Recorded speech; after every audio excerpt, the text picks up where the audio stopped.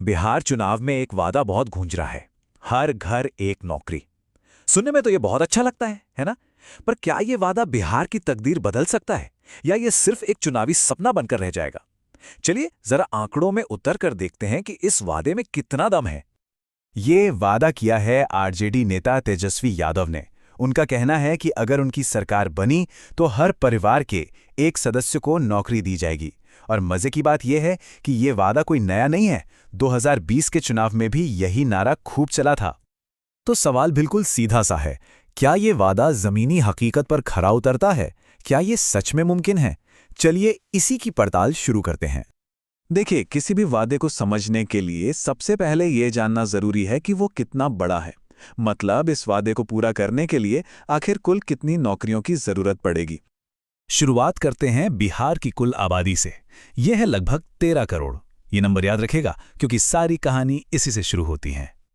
अब इस 13 करोड़ की आबादी को अगर हम परिवारों में बांटें तो बिहार में करीब करीब 2.5 करोड़ परिवार हैं, और वादा इन्हीं 2.5 करोड़ परिवारों से किया गया है। तो अगर हर एक परिवार को एक नौकरी देने का वादा पूरा करना है तो इसका सीधा सा मतलब हुआ कि सरकार को कुल 2.5 करोड़ नई नौकरियां देनी होंगी। सोचिए, ये कितना बड़ा नंबर है। किसी भी राज्य की सरकार के लिए ये एक पहाड़ जैसी चुनौती है। तो ठीक है, जरूरत है 2.5 करोड़ नौकरियों की, पर बड़ा सवाल ये है कि क्या बिहार सरकार इतनी नौकरियां दे भी सकती है? आइए अब जरा सरकारी नौकरियों की असलियत पर एक नजर डालते हैं। और यहीं पर पूरी तस्वीर साफ हो जाती है। एक तरफ जरूरत है 2.5 करोड़ नौकरियों की, और दूसरी तरफ हकीकत यह है कि बिहार में आज की तारीख में कुल सरकारी कर्मचारी ही सिर्फ 12 लाख हैं। मतलब जरूरत और हकीकत के बीच जमीन आसमान का फर्क है। ये जो खाई है ना, ये और भी गहरी हो जाती है जब हम नई भर्तियों की रफ्तार को देखते हैं। सवाल यह है कि सरकार हर साल औसतन कितनी नई सरकारी नौकरियां दे पाती है? जवाब है मुश्किल से 1 लाख। अब आप खुद ही सोचिए, इस रफ्तार से तो 2.5 करोड़ का टारगेट पूरा करने में सदियां बीत जाएंगी। तो नतीजा एकदम साफ है। सिर्फ सरकारी नौकरियों के दम पर यह वादा पूरा करना लगभग नामुमकिन है। ना तो सरकार का बजट इसकी इजाजत देता है, और ना ही उसका प्रशासनिक ढांचा इसके लिए तैयार है।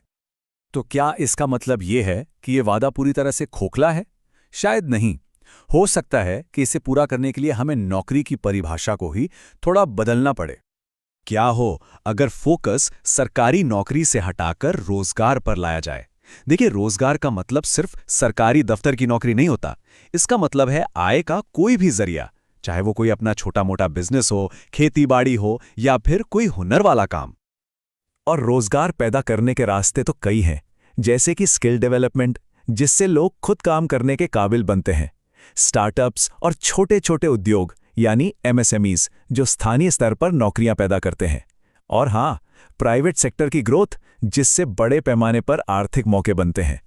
तो इन सारे आंकड़ों और संभावनाओं को एक साथ रखकर चलिए अपने आखिरी और सबसे बड़े सवाल पर आते हैं।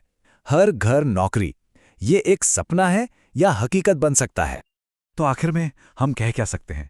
देखिए, अगर नौकरी का मतलब सिर्फ सरकारी दफ्तर वाली नौकरी है तो ये वादा, सच कहूं तो एक सपना ही लगता है।